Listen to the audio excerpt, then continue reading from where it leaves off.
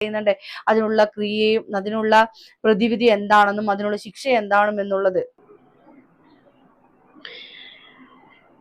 വിശ്വസിച്ചവരെ കൊല്ലപ്പെട്ടവന്റെ കാര്യത്തിൽ പ്രതിക്രിയ നിങ്ങൾക്ക് നിയമമാക്കിയിരിക്കുന്നു. കൊന്നത് സ്വതന്ത്രനാകട്ടെ, അടിമയാകട്ടെ, സ്ത്രീയാകട്ടെ. എന്നാൽ കൊലയാളിക്ക് തന്റെ സഹോദരനിൽ നിന്ന് മാപ്പ് ലഭിക്കുകയാണെങ്കിൽ നല്ല നിലയിൽ അത് അംഗീകരിക്കുകയും മാന്യമായ നഷ്ടപരിഹാരം നൽകുകയും വേണം.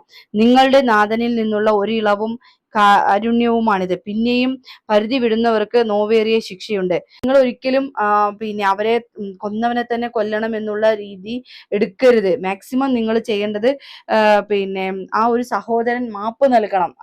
ഈ കൊല്ലപ്പെട്ട ആൾക്ക് ഒരു സഹോദരൻ ഉണ്ടെങ്കിൽ അവര് മാപ്പ് നൽകിയാലേ ഈ ഒരു കൊലക്കയറിൽ നിന്ന് രക്ഷപ്പെടാനാവൂ. അപ്പൊ അയാളുടെ മനസ്സ് മാറ്റാനാണ് എല്ലാവരും ശ്രമിക്കേണ്ടത്. അല്ലാതെ വീണ്ടും വീണ്ടും അയാളെ പിടിച്ച് കേരളത്തിൽ ഇങ്ങനെ ചർച്ച